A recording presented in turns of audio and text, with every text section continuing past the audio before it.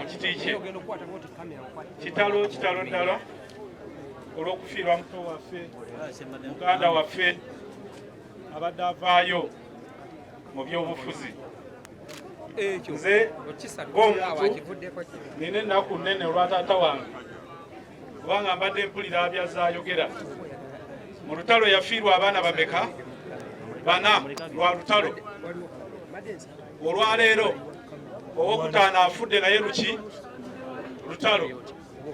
Naye ng'ekinnuma nti bw'olaba ebyetoololodde ku kufa kwe binyiiza.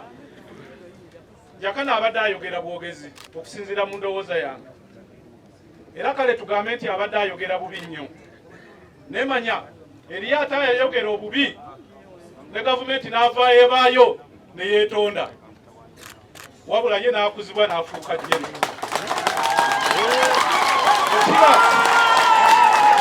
Bwe kiba nga kwogera bubi, owa Nadduli agenze muki mu ntaana, omugezi ategeere Mukama abeere namu.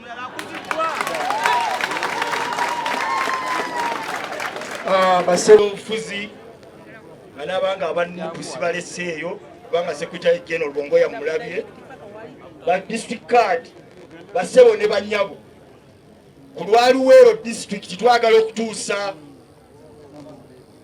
okukubagiza ennyo mwenna abaagazi b'emirembe mu Uganda okusingira ddala taata waffe Nadduli.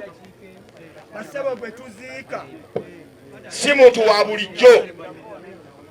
Bwe baali badde bali sayidi eyenaalemu olwale baali badde bakuba emizinga gyabwe olw'okufiirwa omuzira.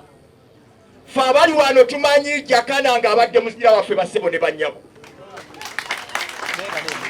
Oyo babanga balina emizinga naye ffe ku mutima gwaffe tujja kusigala nga tumanyi ti Jakana Nadduli ye muzira waffe abadde ayogerera abantu abatalina bwongero basebo ne bannyabo. Abazira bafa naye ebigambo by'abantu tebifa. Njagala okugamba nti ebigambo Jakana by'abadde ayogera tebijja kufa basebo ne bannyabo. Ne gyali alimanya titujjukira ebigambo ebyo. Tubeerawo nga tunoonya abantu aboogera. Naye Nadduli Jakana ayogedde, tafudde ng'afukamidde. Tera nnyo okugamba maama wange nti ne baliwo bannonye sirifa ne nfukamirira oyo annonye, ndifa nga nnyimiridde. Ayimiridde basebo ne bannyabo. Naye ng'alina kyayogerera, ekyo kye tunaayiga. Twagala okwebaza taata waffe Nadduli nti mu myaka gye gy'agendamu abadde atuwadde ekkubo omwana we ly'abadde agoberera. Tujja kukola ekyo nga naffe tugoberedde Jakana by'abadde ayogera basebo ne bannyabo. Abantu bayogedde ebigambo nga maliriza, abamu ne babadenya. Ennaku ezo baali batunenyanga ffe abakulembeze nti lwaki abantu abali ku mikutu bayogera ku oyo afudde. Ng'olumu batukaka bukasi tugambe ekitalo tubatendereze naye nga si kye basaanira basebo ne bannyabo. Naye nalina Archbishop Semwogere ne mugamba bwendi ng'oli anenyezza ti lwaki abantu bayogedde ku mikutu ng'omusajja ajjena afudde, ne ngamba bwendi ti yali munnaddiini munno Bishop Misaili Kawuma mu 1985 yayogera kigambo kya Lungereza naye kyali kitegeeza bwe kiti ti bw'onyigiriza ennyo abantu bafuuka ebintuntu.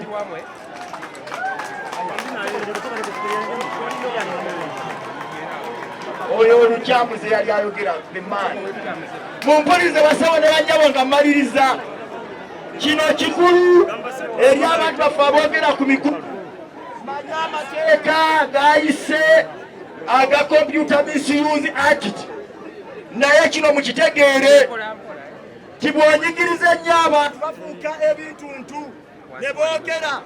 Nali nga ngamba Archbishop tonenya abantu olumu ku mikutu aboogedde bwe bato. Oli bw'abanga akukubye n'akunyigiriza n'afuuka ekintuntu omusuubirayo oyogere ki? Yakunyigiriza ate bw'afa ayagala ffe tufuuke ng'abantu tumugambe. N'olwekyo Jakana olumu by'abadde ayogera kwe kunyigirizibwa ate nga kwe kuli ku mitima gy'Abannayuganda. Jakana abadde atukiikirira wabula ng'abamukiriza okuba nga tuli bannaffe okwogera ebyo. Mabada, assalamu alaikum wa rahmatullahi wa barakatuh. Inna lillahi wa inna ilaihi raji'un. Tata waffe Haji Nadduli saba Allah subhanahu wa ta'ala akugumye ate muganda waffe Jakana amwe jannatul firdaus Allahumma amin. Qur'ani yaffe tusomesa nti okufa kuno mazima, al-mautu haqqu, mazima. Era ebimu ku bintu ebyafudde Jakana omuganzi mu ggwanga ne bweru w'eggwanga kwogera mazima. Oba oliawo amazima ago ate ge gamu agamuleetedde abalabe, oba oliawo amazima ate ge gamuleetedde okufa. Allah subhanahu wa ta'ala atugamba nti kullu nafsin dha'iqatul maut, buli muntu yenna wakomba ku mpeke ya kufa. N'abo be muwulira nga baagaliza Jakana okufa, abamu twabawulira nti kale senga yafiira ne mu accident, inna lillahi wa inna ilaihi rajiun. Naye nze nebaza Jakana okwogera amazima. Era ffe abasigaddeyo nga tuli balamu tugenda batulula mu kamwa tubabuulira amazima. Tugenda batulula mu kamwa tubabuulira amazima, oba gakaawa oba tegakola ki, tegakaawa. Taata Jakana afudde naye ffe tusigadde we tuli, era tugenda kubeera nga twogera amazima. Bakungubazi bannange, nze Kirumira Hassan Lukalidde, omubaka akiikirira katika mu South mu Parliament, nga ndi wa kibiina ekya National Unity Platform, era pulezidenti waffe Kyagulanyi Ssentamu Robert.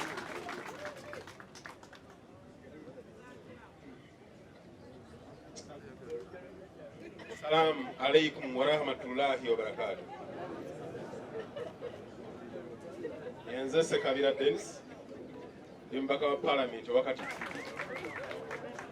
Njagala okutuusa obubaka bwange ate n'obwa mukadde wange Mwami Ssekasi eri mukulu munne Haji Abdul Nadduli.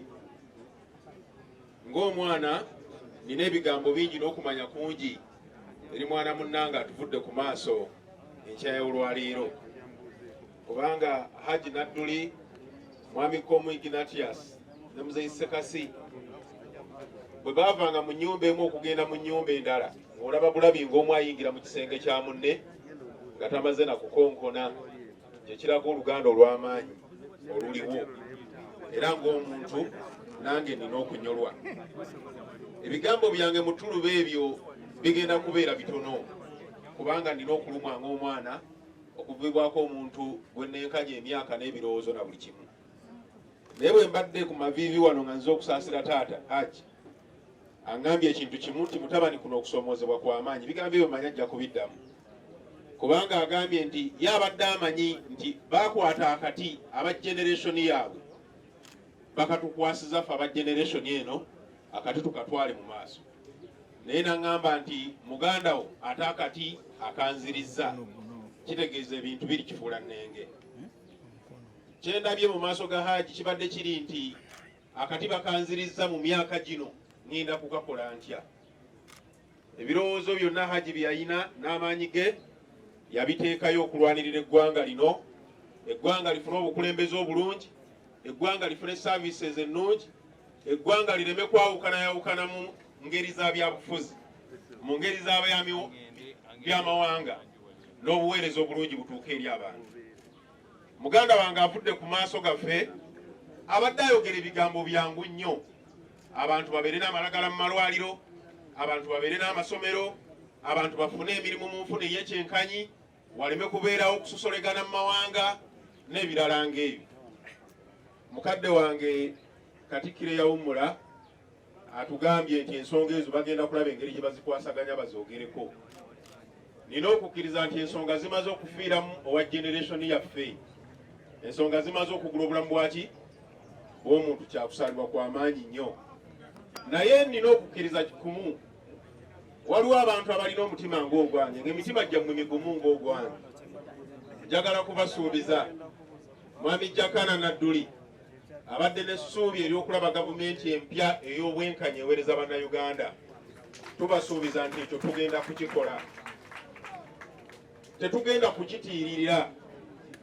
Ebimu ku bigambo ebyasinga okuwulikika ennyo ebya Mwami Jakana, ng'omusajja Jeno Tumwine yakamala okufa yayogera amazima agaali ku mutima gwe ye mu ndowooza, n'atugamba nti kuno kubadde kwogereza, waliwo akasiki akajja, waliwo n'embaga.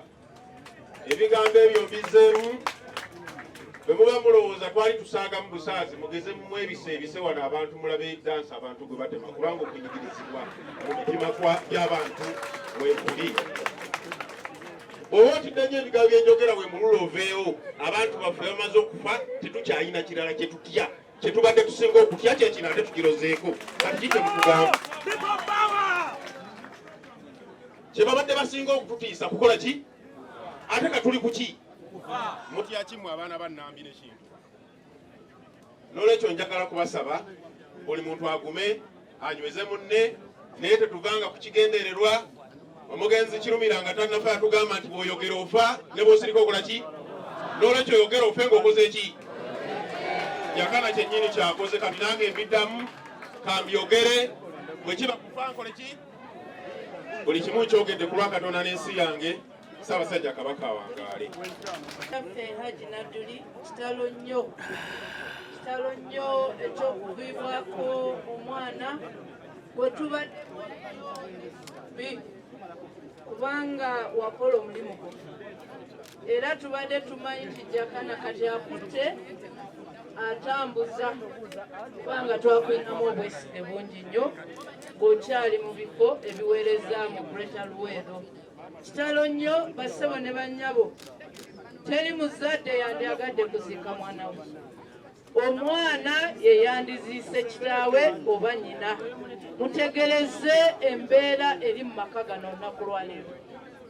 Tubasaasidde nnyo naye Katonda ti amazima galina amagulu ameka? 2.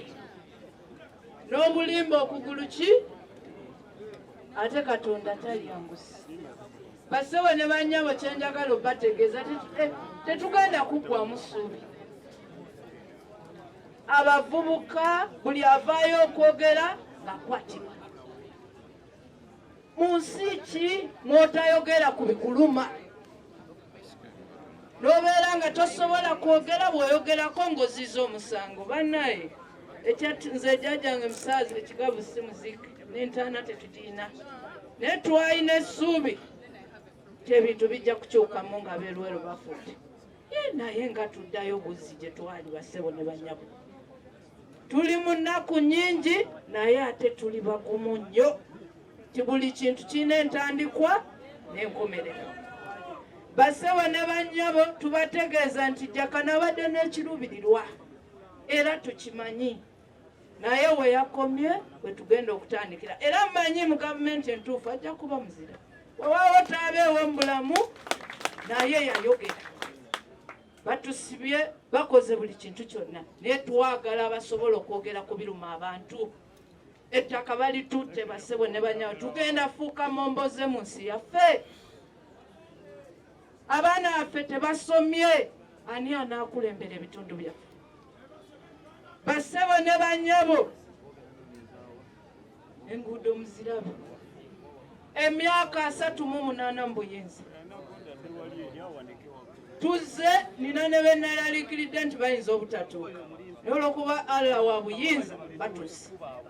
Bassebo ne bannyabo zino z'ensonga eziruma bannansi ezibadde ziruma Jakana nga sinabyazi bya bufuzi ti ndi sayidi eno ndi wa Nuupu ndi waawa naye munnansi Munnayuganda alina essuubi nti ne bw'aba avudde mu bulamu bw'ensi abaana be basobole okusoma. Abaana b'Abaganda be basome.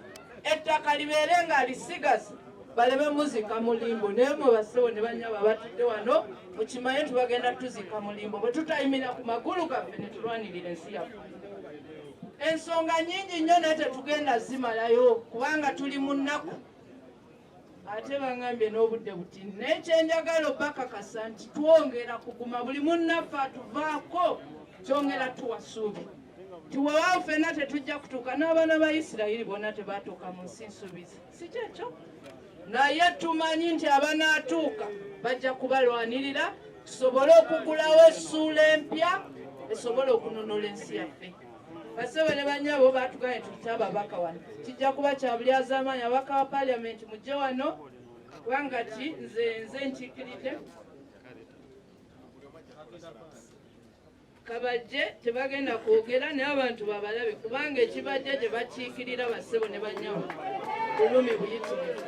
butumala kubanga twafiiriddwa omuntu mulamba wakirigulise kinoomu atutolere ku salaamu tumanye n'enkolagana ye gy'abadde ayina n'omugenzi we tuli paka nga omubiri gw'omugenzi gumaze okutta ayina obudde obwamangu agenda kugenda kubanga ono abadde mulwanyi abadde muzira era tugenda kumulinda paka nga omubiri gwe gutuuse olaba oli agenda mugamba kuleki tuli wane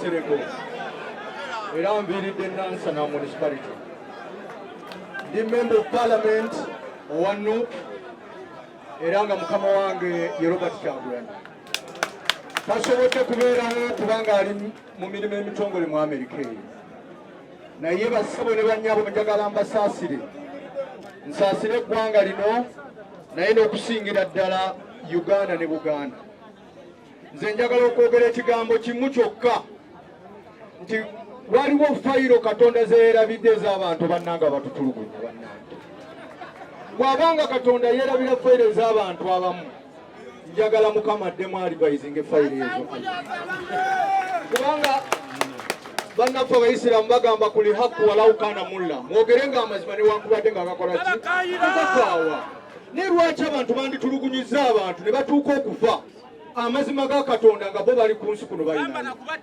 njagala kusaasira Haji njagala nkusaasire nsaasire ne Uganda Mukama atusaasire